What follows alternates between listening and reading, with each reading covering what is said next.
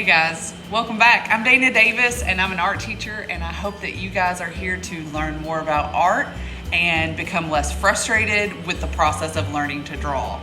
Today we're going to look at a picture that is a simple but meaningful image. Very, very simple. Just a pear with a cast shadow, and that's it. You don't need much more than that. If you can shade this and draw this properly, there's nothing you can't do. So draw along with us today and you will get it. Let's get started.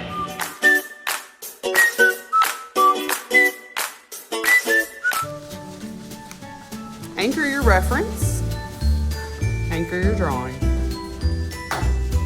Parallel, holding it like this by the eraser, keeping it light, but apparent. I'm gonna decide that my pear is divided in half at the stem. That seems right to me. Now I have it in 4 spots, in 4 pieces.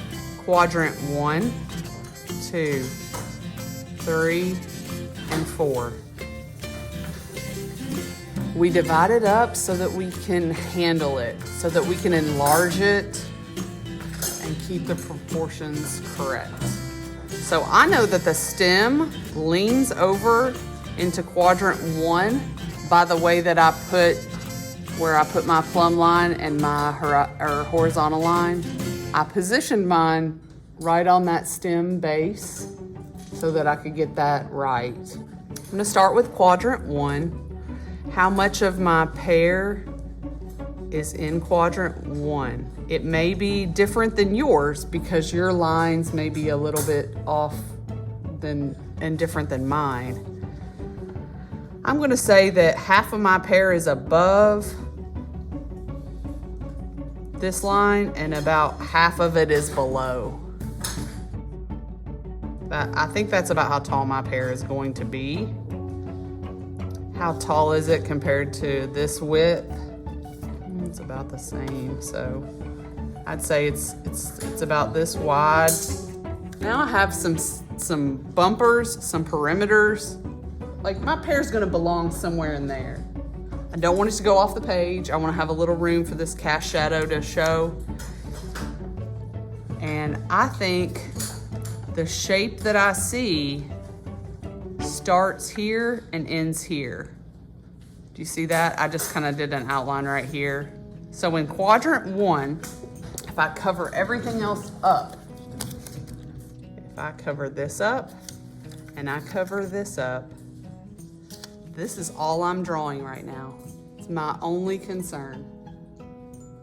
I don't feel so overwhelmed now. So my only concern is this kind of top of this heart shape. It kind of dips in subtly and comes up. That's what I see.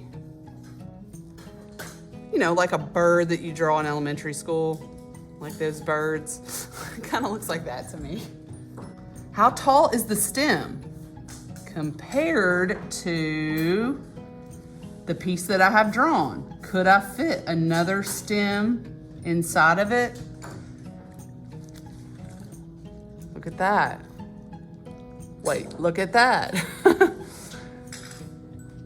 I could fit another stem right there. So that's how tall it is. I'm using measure and compare. What I already have drawn, I'm going to use. So I think I could fit a stem here, and that's about the space it takes up.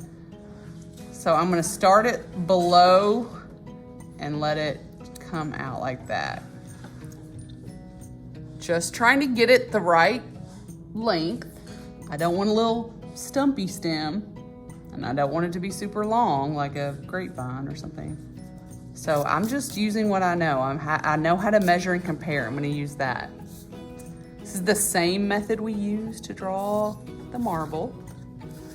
We're just utilizing it on a different item. You guys are always welcome to Post-it notes if you want to do exactly what I'm doing and hiding what is not necessary.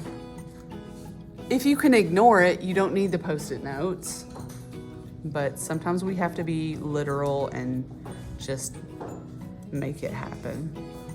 All right, I'm gonna sketch on this side, this little slope, little ski slope here. It goes from top to bottom. And I see this little trail right here of a cast shadow, and it goes up slightly and then falls down my pear. I need to know where that is because that cast shadow makes it look convincing. The realism is convincing.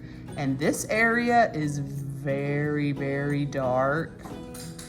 Right here, this is very light. So I'm also observing a little bit of value. What's in this quadrant? Number 3. Just looks like a fan. Okay, like that. And I noticed that I'm a little long here, so I'm just tucking that up. I'm gonna make my shape a little more fluid. I don't want it to be sticking out. Look how gradual, look, this is a soft edge. Look at that, it turns that pear, it makes it look round. So when you're drawing, when you're shading that, it's very soft edge. Very similar, almost symmetrical. I hesitate to say perfectly symmetrical because it is an organic shape, so it's probably not. But like a fan shape. And then how far up is our cast shadow? If I extend a line, it should cut into it there, and then it trails off. It's actually gonna go off my paper. And it connects over here in quadrant 3. I just forgot to do that part. And it looks like it starts here and kind of hooks onto it. I always say, where does it start on the object? Where does it emerge? All right, I have the underdrawing complete. I'm ready to shade now, because once you have this drawn and your underdrawing erased, you're ready to shade. And the background will have to be shaded somewhat. Everybody knows exactly what they're doing.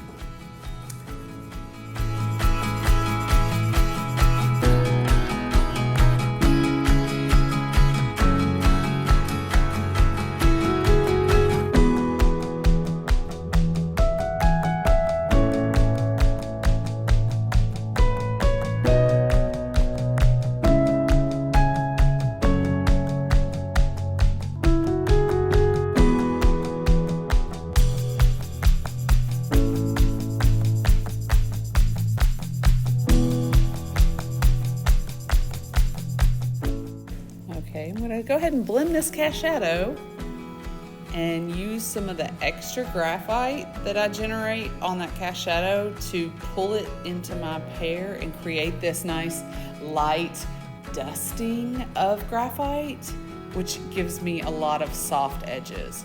Oops, forgot to erase my underdrawing before I did all that. Oops. There's a light side to the stem and a dark side to the stem. So I need to make sure when I do the background, keep that light side erased.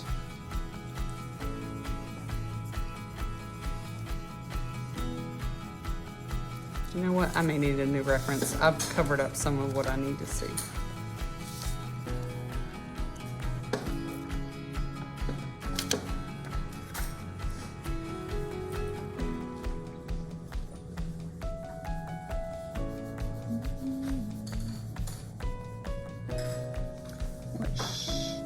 Shape is this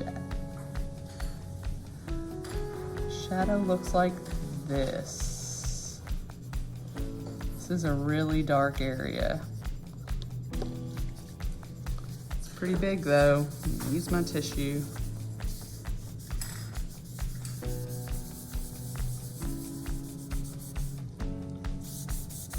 Background has to be shaded too.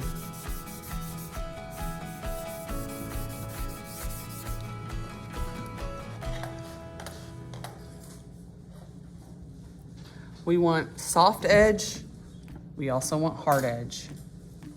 It's a good mixture of both.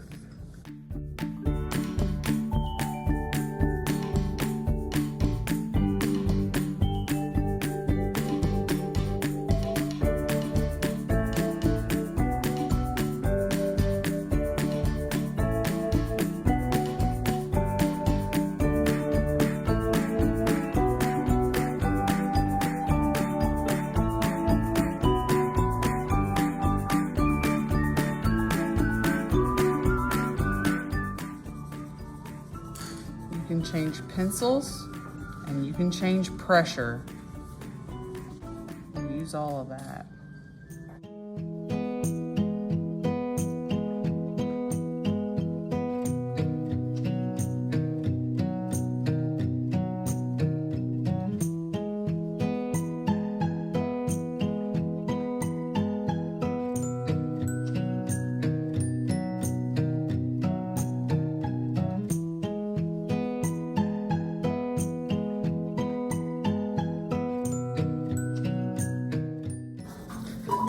Oh. We are ready for Miss Dan Howard and Miss Budson's advisory classes to the gym for pictures. I think that's the middle school, right? Because those teachers are not in our school. Middle school. Don't y'all miss it? No. I didn't think so. You won't miss high school either. All right, be sure and get this eyeshadow though, guys. It's pretty sharp. That's why you're gonna see me go over it with one more layer. Every time I use this tissue, I'm softening edges. When I use my blending stick, I'm typically trying to keep edges sharp. So look how soft that makes it.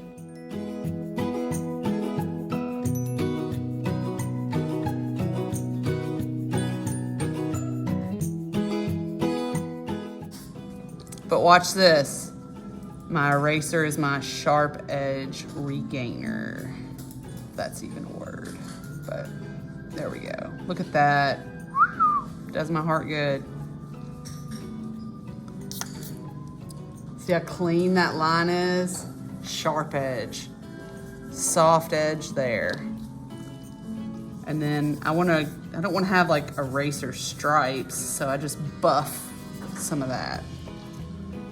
Another layer. This is my third layer on this particular spot. Starting to commit. Kind of wraps around. Make sense? If you need help, holler.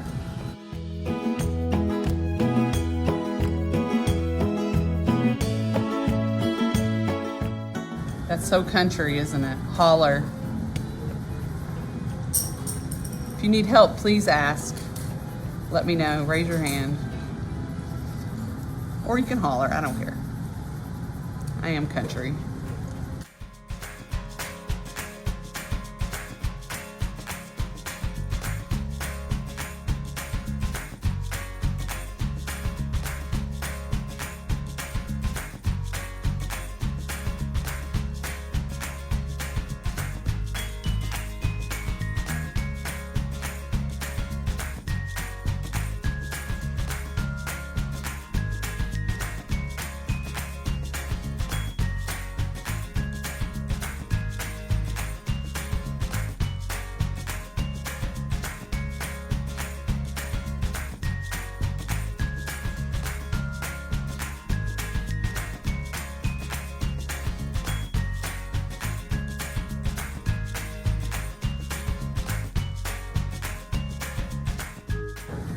If you want to know how to do the stem, I'm about to bring out the stem. If you want to watch for a couple of seconds, that's all it's going to take. And if you're not watching, you'll miss it. So here we go. Here's the line I drew. I shaded the background with a tissue. Here's what I'm going to do. I'm going to make a little notch for the top of the stem and a little trail. And I'm going to cover up some of that. Oh. That was too dark. Sorry. Ignore this part. I just have to get this off my paper. A little white stripe beside a dark stripe. And then I'm going to recommit to that cast shadow. And that's about it. As far as it goes for this study, I'm not going to get it completely refined in 10 minutes. That I work on it, but I'll get it really close.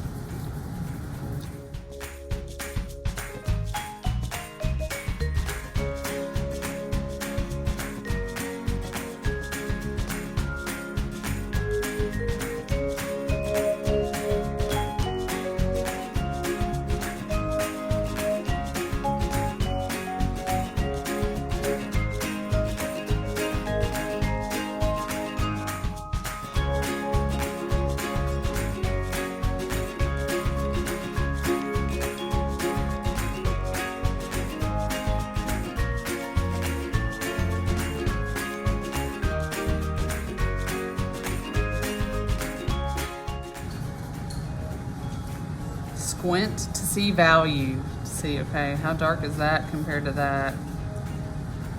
The pear is actually darker than the background right here. This space is darker than that, and I had to erase when I realized that. And then the background's darker than the pear right here. So they kind of change, they swap.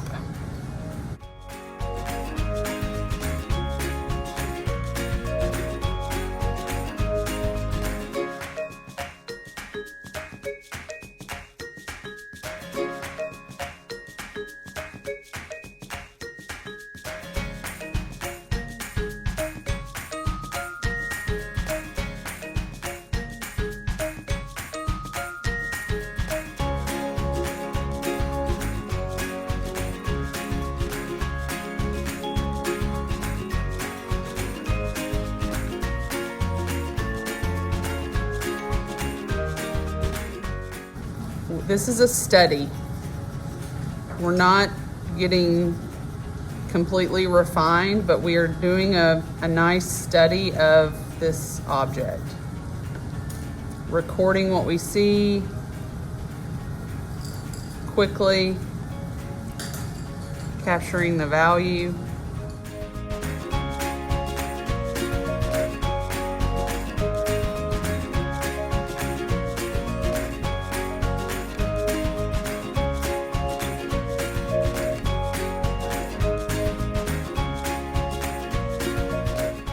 Hey, thank you guys for drawing along. I hope your pear turned out very well. If not, do a little more practice. See what part you struggled with and try it again. But I think it's gonna look great if you go through all those steps.